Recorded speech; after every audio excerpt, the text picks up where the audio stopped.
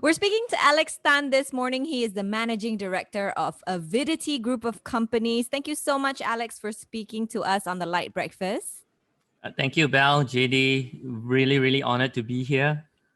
Now, looking and speaking to you now, Alex, nobody would have guessed that you're a brain tumor survivor. But before that, tell us about your life growing up. Like, how active were you as a child? What were you interested in? I have always been an active guy. From as young as I could remember, I'm one of those that back in the old days. So I proud Penangite. Oh, Are wow. you Okay. know being in a household of boys. I have an elder brother and a younger brother. So my mom literally treat us like as if she didn't have any kids. Like we were pets.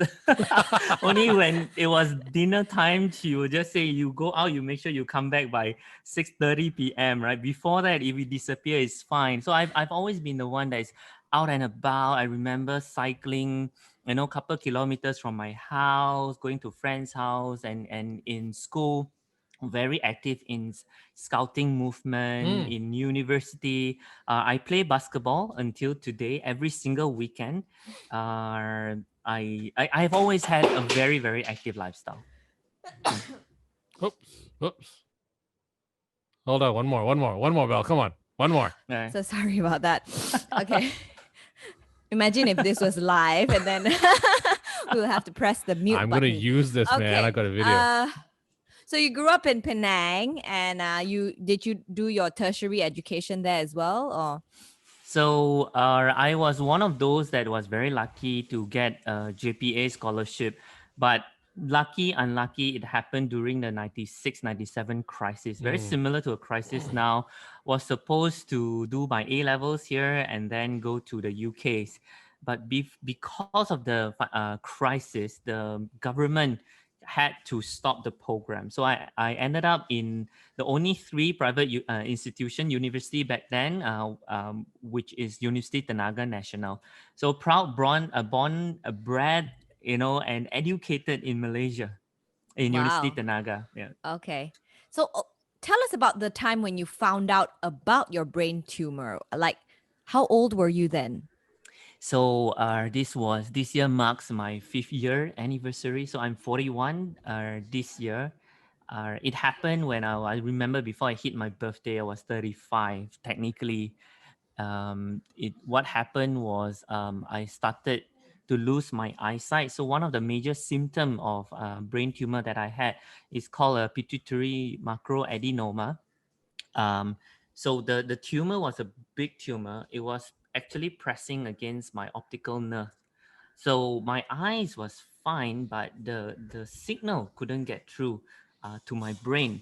And the scary part is I was losing my peripheral vision. So vision from the side of my eyes started becoming very blur. So I could see you at the front. I can't see people at the side.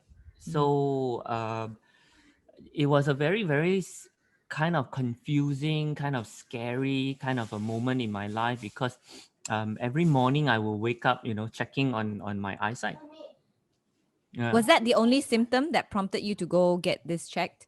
So yes, I was very lucky. And I tell you the most interesting part, how I really took it more seriously. I remember I was climbing Mount KK in 2015, Mount KK, and I realized that I wasn't disturbed with the climbing. It was tough. I was having a tough time. But what was really disturbing me, I was rubbing my eyes. I noticed that there are things I couldn't see.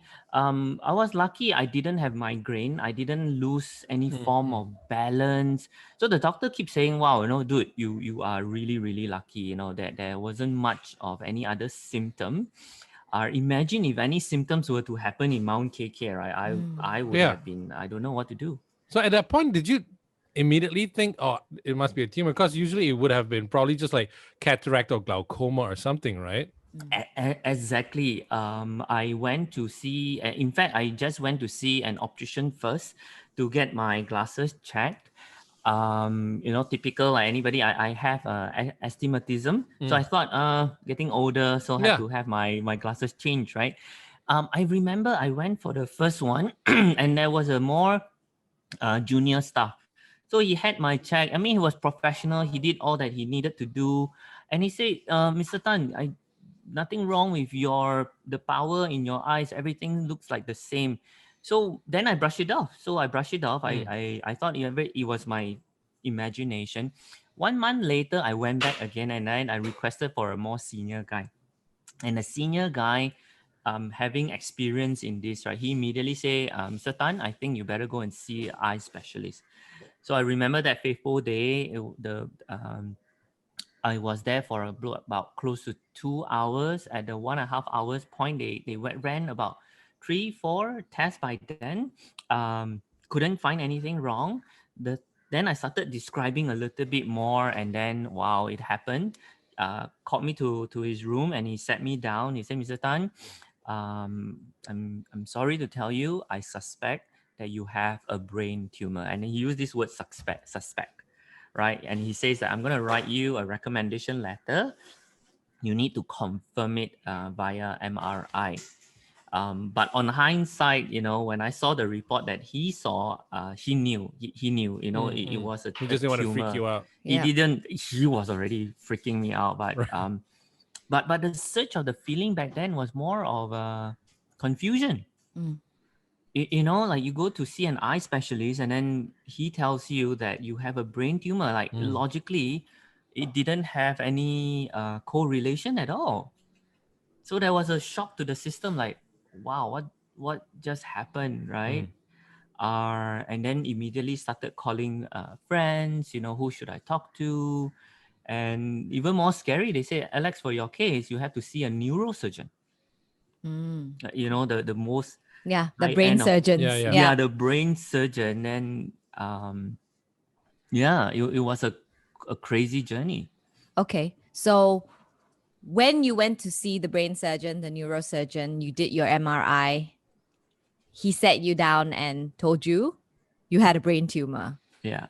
Walk us through that fateful day when you were diagnosed. Wow.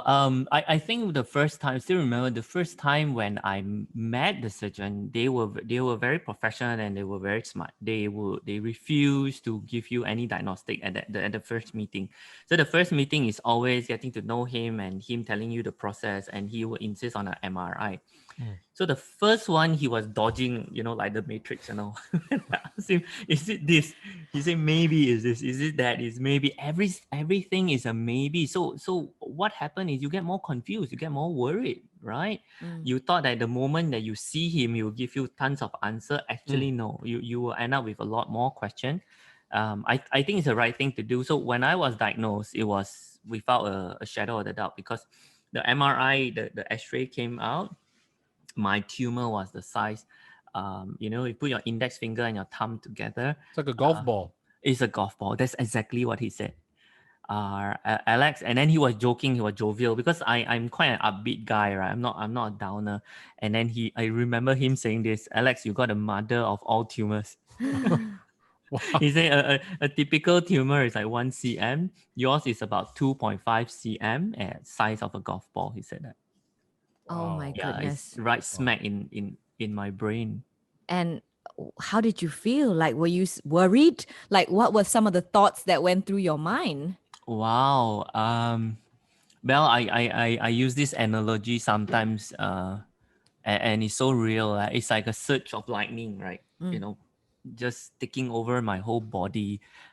I think I just zoned out for a while, trying to digest what does this mean, it, it- the first thing that came to my mind is, is it life threatening? How high is the risk? Of course, the biggest question is it cancerous, right? How long do I have? And all that, right? Because I was just an average Joe, 35 years old, active Yeah, and you were lifestyle. height of your career. You just started your business then, Yeah, didn't you? right. And it wasn't so much of the career that came through my mind, was more of the health part. Mm. You take care of yourself. I exercise. I think I eat moderately. I don't smoke. I don't drink. So, bam, right? Wow. Hey, all this Why story, me, right? Why right? me? I mean, for me, it wasn't so much of the why me. For me, it's like, wow, like, how can, like, Yeah. That means how anyone can can get it, right? Yeah. anyone can get it? Like, I thought, like, I did all the things that they tell you to do, Do taking care right. of your Yeah. health, right? And then, of course, my boys, they joked about it. Alex, I know why. They say you always exercise, but you never exercise your head, right? So that's why you can trust it to your boyfriends to say things like that to Yeah. you, Yeah. right? Yeah. Yeah. Yeah. Yeah. Right. Okay. Mm. So, all right. What were you most afraid of then going into this very dangerous brain surgery? I think I mean, this is what I would say to anybody listening in, right? And this was like a decision 2 months in the making, because like from the day that I found out and the day of my surgery, it was close to a 2 months waiting list, because they didn't have space for to slot me into the operating theater, right? Uh, went through a lot of research, spoke to many people, and I concluded the best way to go in is to have a more optimistic mindset, right? Because I have friends in the hospital, doctor friends, so spoke to them, and everybody concluded that the people who go in having more hope, having more faith, having more optimism, having more positive outlook of the outcome, generally have better results. Mm. Or that's what I keep telling myself, Right. psyching myself up, right? You cannot go in feeling that you're gonna be defeated. Yeah, feeling that it's gonna be the end of the line, what may come, then come lah. I accept it. In fact, the better one is, okay, I believe I'm gonna survive this. I believe that I'm gonna come out strong. I have faith in my neurosurgeon. I chose the best surgeon. I mean, it's a decision, right? It's always two sides of the coin. But my conclusion leading in took 2 months, right? To psych myself up, keep telling myself, Alex, right? You need to tell yourself that you're gonna come out victorious, right? So don't go in even thinking remotely that there's a chance that you're gonna pass on in the operating theater, because I keep telling myself, back then my daughter was only 4 years old. So of course the only thing that was constantly ringing on my mind is my family. My parents is in their mid-60s. My daughter is only 4 years old. My wife, right? I keep telling myself, okay, Alex, you need to have this mindset that you're gonna go in and you're gonna be victorious coming out. Mm. So that's how I psych myself up. And yeah, sitting here in front of you telling you about my story 5 years on, right? 5 years on, right? So, were there any side effects to the surgery? Like they did a biopsy on the tumor, and thankfully it wasn't Yes. cancerous. So the biggest blessing, the biggest news, which agonizing wait as well, because biopsy takes a couple of days Yeah. for them to test, right? So was damaged or Mm. removed. So I Okay. no longer have my pituitary gland. So for anybody who study medical, they will understand. So it's the gland is a CPU that controls all my hormones, all our hormones. Right. So I don't have a single drop of natural hormones anymore. Oh. Right? I Okay. don't have a single drop of natural hormones. People ask me what hormones, right? Thyroid. A lot of Malaysians don't have thyroid. Mm. So I don't have my cortisol. People talk about the fight or flight. If you see a Yeah, tiger, yeah. Mm-mm-mm. cortisol will, you Yeah, will the spike, and then adrenaline, right? Yeah. adrenaline. I don't have that. So I always joke, right? I need to continue to exercise so that I outrun the last dude. If I see a tiger, Right. outrun the last guy. Okay. Yeah, and testosterone. Mm. So I don't have testosterone. So one of the, I mean, I suppose one of the mentally, psychologically tough decision or things that I have to accept was my endocrine actually told me, Alex, if you want to father another child, you may have complication. Mm. Right. So Okay. so me and my wife, we decided that I think one angel, to bless our life is fine, is okay. So I don't want to go through the agonizing trying. I mean, we could, but it's gonna probably take a couple of years of anxiety and then testing, going to hospital. So we decided, yeah, maybe that's our calling. So I have another very weird disorder. So I have two rare disorder. The other one is called diabetes insipidus. So for the people listening in who have this hypopituitarism, my first rare disorder. Second one is insipidus, diabetic insipidus, right? You guys, don't worry, we can go through this for the rest of our life. I turned out fine after 5 years. Are happy to say this fifth year is the year where I got everything in control. So the second disorder, my body constantly feels dehydrated. Oh, right. Yeah, I can drink I have I joke to my friend, I have a useless superpower. I drink insane amount of water. You're talking about 6 to 8 liters per day. Okay. What? 6 to 8 liters, I kid you not. And I can down half a liter bottle in one gulp. Good. Half Right. a liter. And you still feel thirsty. I still feel thirsty. In the early stage, I would drink. It's a pure addiction. I would drink until I vomit water. I Wow. kid you not. So I your cannot, body has enough, but you in your mind you think you don't have enough. I don't have enough. Like I be craving, like real craving. I cannot stop. I keep drinking, and then I feel bloated and full already. I keep on reaching. I can't help it. Wake up in the middle of the night, my whole throat will all dry up, and I'll choke. Yeah, it's a very rare disorder, and then I have to run to the washroom like in an hour 4 or 5 times because I keep Wow. drinking and keep letting Yeah. go of water, right? Oh. I remember the first 2 weeks, I flush out so much water. I flush out all my sodium, salt in my Right. body. Right. My body went into a lockdown. Oh no. Shock. I shocked and major cramps. So no sodium in my body. I had to be rushed to the hospital. My God. So there is such a thing as drinking too much water. Yes. Yes. Everybody listening in, there's a Yeah. thing called water poisoning. Hydropoison. Yeah. Yeah. It's no joke. Wow. It's no Oh, joke. wow. Some people talk about bulimic. They eat and then they force themselves Yeah. to Yeah. throw up. I think this is the equivalent rival to bulimics. I drank until I threw up. How long did you do that for? And do you have it under control now? Only this year, only after the fifth year, I have it under control. Five. I mean, I now still have it. It of the two rare disorder, this is the one that can get better.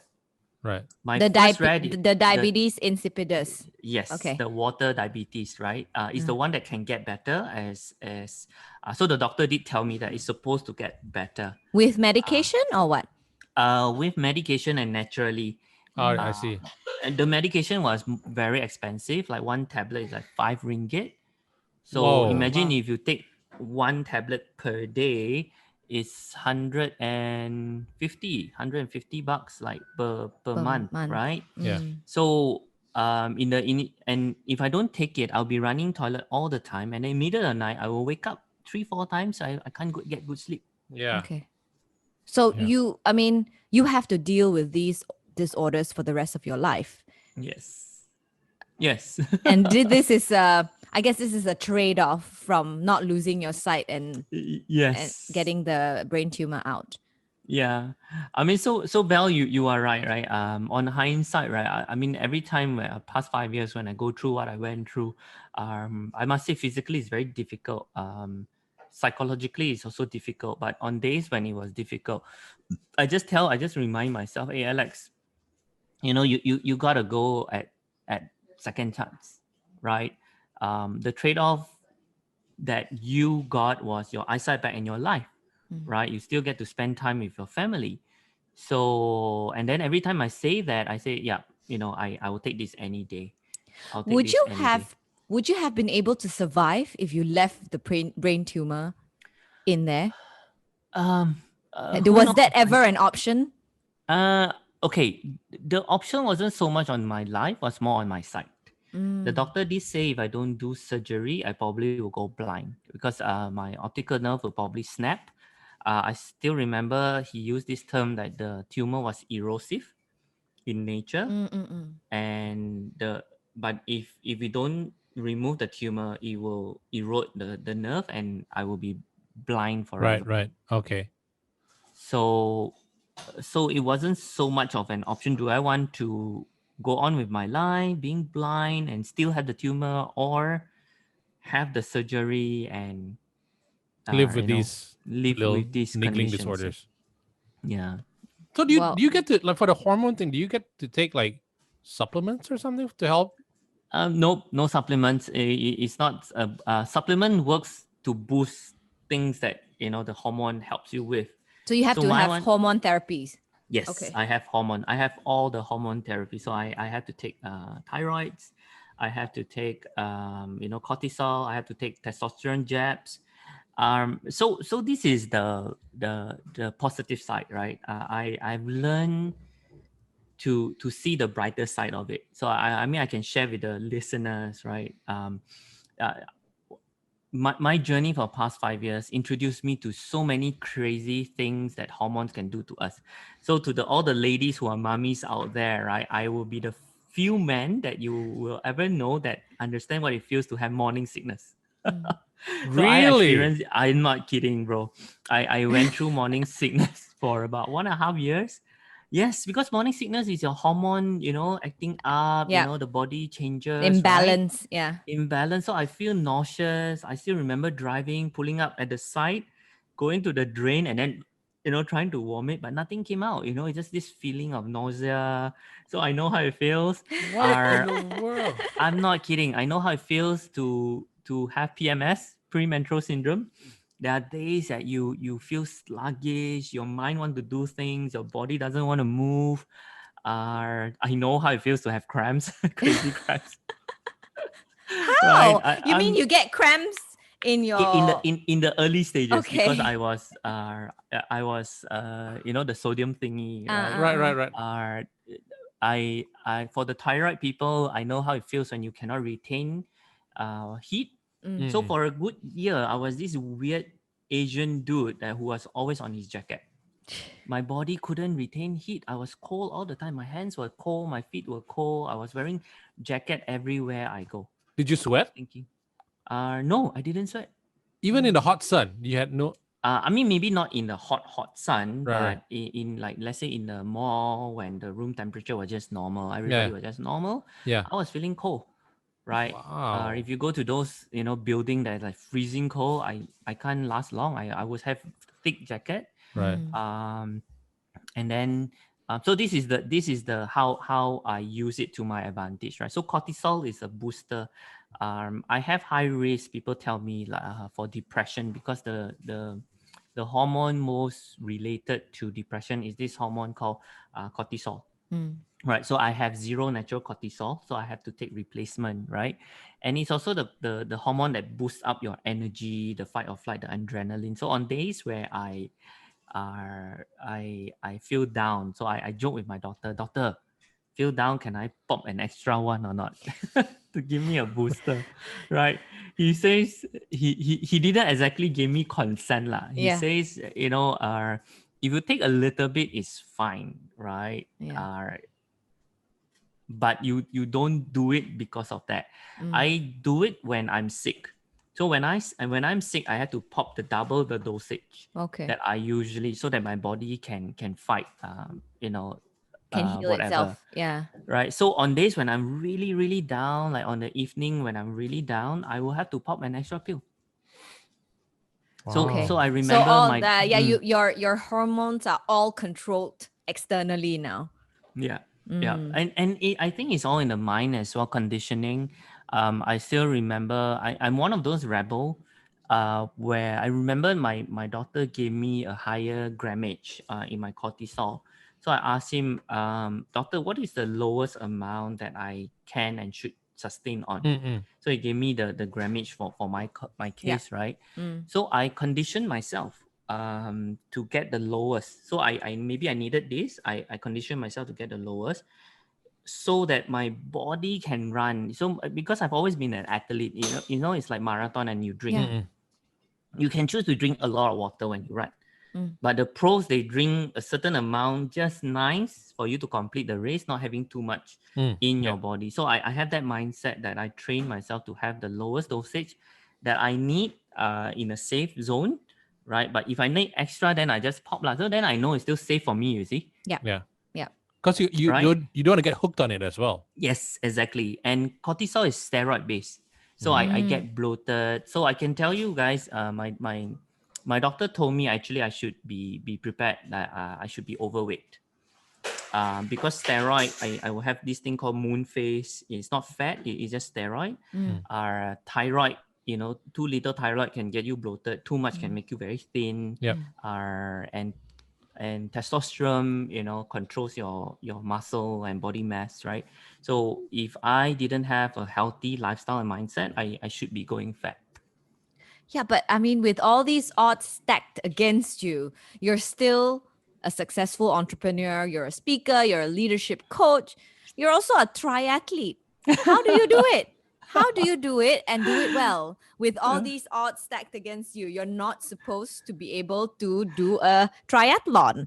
Yeah. I mean, Belle, there's a story behind it, right? I suppose it's my rebellious self and my optimistic self. Um, my doctor, I asked my doctor, actually, is it safe to be doing all this, right? And he said, yeah, Alex, it's probably safe, but you sure you want to do all that? It's going to Mm. require a lot from you, as it is Mm. the normal dude with no disorder or what have you, or already find it difficult to do it, right? Then I asked him, what would it take? Well, what would it take is actually just you and your mindset. If you really want to do it within, listen to my advice, your balance in your hormone must be correct. You don't overdo things. Jangan pandai-pandai lah. Yeah. Mm. Don't go and self-medicate yourself, right? So as long as you follow the instruction and take your hormones and you train, right? So this is what I do, Belle, right? How you ask me how I do it. I the cliche, find your calling, right? I suppose this is my calling, Belle. I've decided that I will use my story to inspire other people. Right, I truly am humbled to say that when I tell my story, I hear a lot of other people telling me that they have stories as well. And it's not a competition. Everybody will have their own challenges, right? Of suffering loved ones. They are suffering internally, physically, and mentally. So I just feel that I find a lot of fulfillment and meaning when I can allow myself to be a little bit more vulnerable and share my story to other people and say, hey guys, it may be tough like now the pandemic, but it's not the end of the road. You can still make the best out of it. So I realized that how I converted myself is to become more available as a speaker. And I use this opportunity that I have to tell my stories that, hey, I almost died. I could have died on the operating theater, right? I went blind. Now I'm living with rare disorder for the rest of my life. Uh, you know, And again, it's not competition. It could have been worse. But yet, I'm still standing. I've been given a second chance. I got to do what I got to do. If I'm given the chance like today, I'm very thankful and very humble. So that when I get opportunity to tell my story, we inspire one person, right, Belle?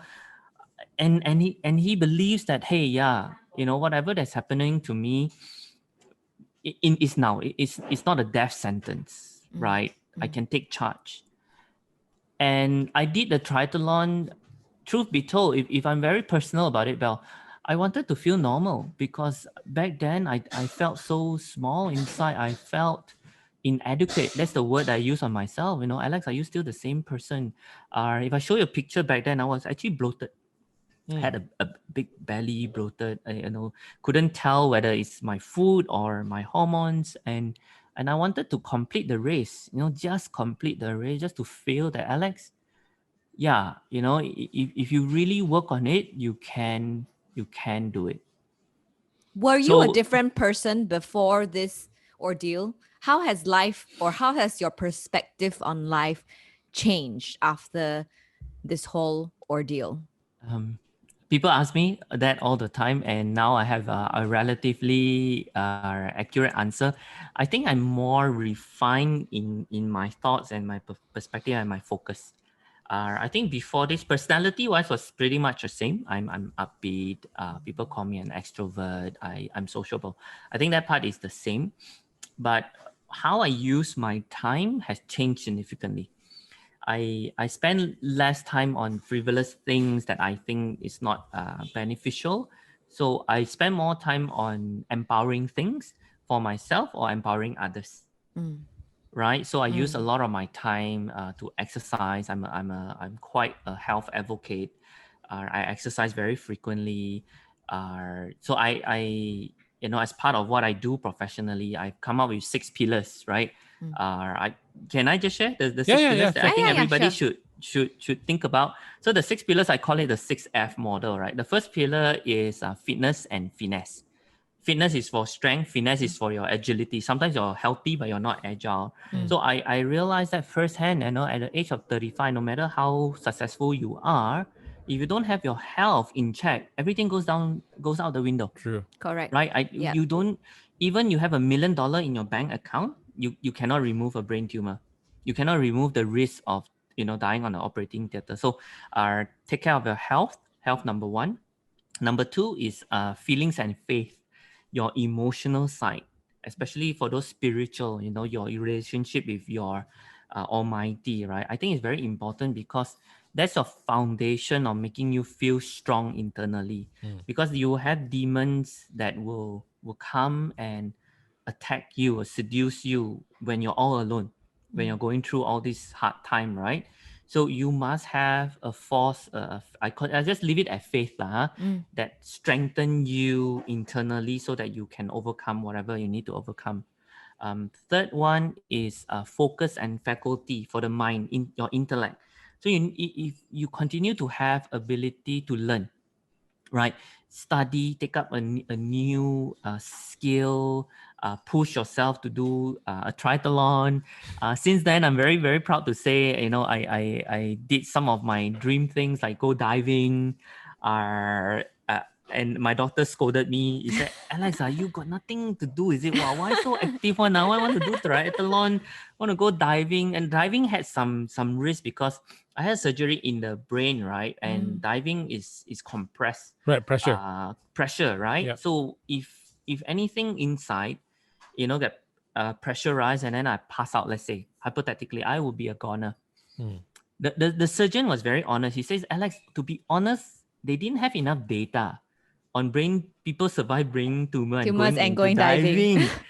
so he doesn't exactly recommend me to do it. He didn't exactly say it's a big risk, but he said, why you itchy bum, is it? Why you had to do it?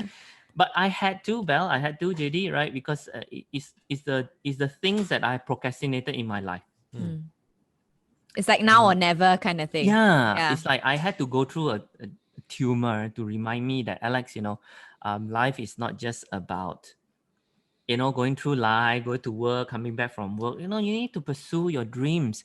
So anybody listening in, right? I hope this is a reminder, right? Because we cannot predict what's going to happen to us tomorrow. If there are things that you have always wanted to do, my advice is don't wait. If it's not too difficult, it doesn't cost too much money, right? If you ever wanted to pick up the phone and say, I love you to your mom, to your dad, you want to hug them, they're traditional, just do it anyway. I did that to my dad. He was like shocked, but after that he loosened up. Nothing happened. He didn't give me a tight slap or anything. It's just awkward. Doesn't kill you. Yeah. More focus. Okay. Are Where we are at we our now? Sorry. fourth? We're We're at on the three fourth, now. yeah. We're at four now. Family and friends. I think that is given. Yeah, just because on the operating day, the people closest to you are the ones that will be there by your side. The fifth one is finance and fund management. You got to take care of your finances, because if you fall sick and your finances are not in place, if you didn't save up, you're gonna be in more trouble. Mm. Right, it's very important. So insurance was a key component. My surgery was an expensive one. Could have come up to a 6-figure. Yes, right. And the last one was fun and frolicking. having fun and frolicking around, traveling around the world, I think it kind of warms the heart. It teaches you how to have fun at the same time, being hardworking, but knowing when to let go. So my sixth pillar.